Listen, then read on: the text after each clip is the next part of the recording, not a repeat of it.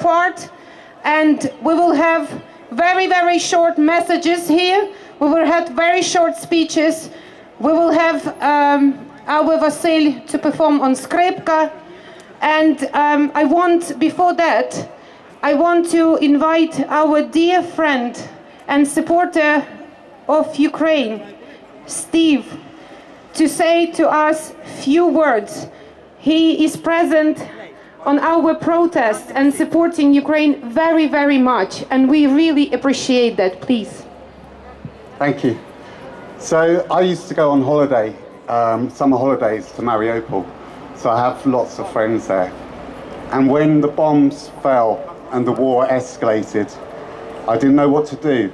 So I turned to my icon cabinet and I looked at St. Nicholas, and I made an oath to St. Nicholas that I'd do everything in my lifetime to help the Ukrainian people. I'm going to talk a little bit from a personal perspective. Someone said to me the other day, "You're too emotional, you're not rational, you're not nuanced." There's no nuance here, no nuance at all. You're either on the side of good or you're on the side of evil. You're either on the side of right or you're on the side of wrong.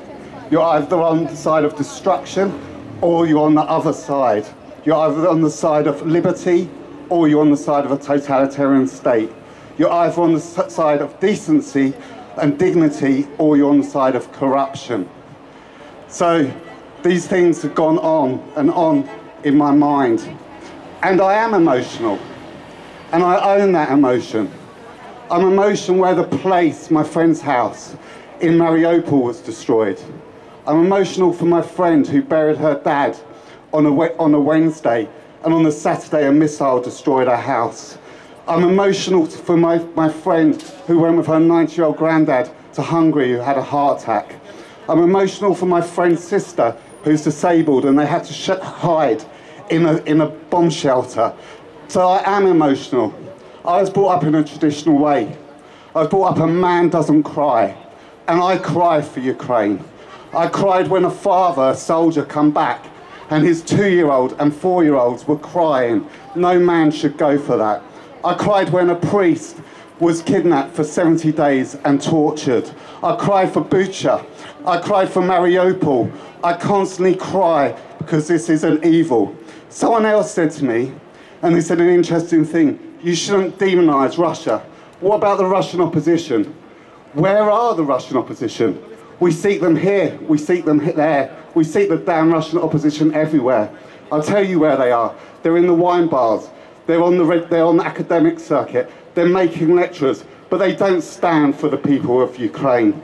The other reason I demonized, and demonized Russia, is because it's true. Putin's opinion ratings have gone up to the highest level in 5 years. And Russia has created the nightmare. And the nightmare has come the reality, and the reality is the nightmare. The nightmare list is so long. The blowing of the dam. To paraphrase Tim Snyder's, what he said, everything was washed away. The animals were washed away. The people's lives were washed away. The art was washed away. The culture was washed away. Everything. The graves were washed away. All memories were washed away. And that's just one of many nightmares. 250,000 children who have been kidnapped. 500 children that have been murdered. And I have a dream. And my dream is that one day soon, I will be in Lviv drinking coffee. I'll be on the Odessa, on the beach. I'll be drinking Crimean wine. I will go back to Mariupol, built by Ukrainians, not by Russians. And that dream, I believe, will come true. I also have a dream that every leader, Putin, Prigozhin, Shoigu, the Solovki, all the propagandists, Maria Simona, Graham Phillips, Patrick Lancaster, Eva Bartlett, the Z Patriarch, the Z Priests, they will all be tried in The Hague because that's justice. And that will come true. That dream will come true because Ukraine will win. And Ukraine will win because you have the blood. You have the blood of the Cossacks, the blood of the Sich Riflemen, the blood of those that suffered in the gulags. You have the strong blood of the Ukraine Helsinki group. You have the blood of the Orange Revolution, the blood of the dignity. And all that blood flows now into your veins now. and you can feel it now. The Ukrainian people are the strongest people I've ever met. The men are so, so strong. They have courage, they have determination, they have chivalry, but standing by the side are the most powerful women that I've ever met, powerful and dynamic, and that is a force, and that force will lift up, and that force will drive change, because you are the Sitch of the world. And I kneel to Ukrainian people through love, through devotion and respect, and I bow my head, humbly bow my head with reverence to every soldier fighting on the front line. I bow my head with reverence to everyone fighting in occupied territory. I bow my head with reverence to civil society that's driving change. I bow my head to everyone incarcerated, because you are the light of the world, and you're not just protecting Ukraine, you are protecting the world, and you're protecting mine and my family's freedom and decency.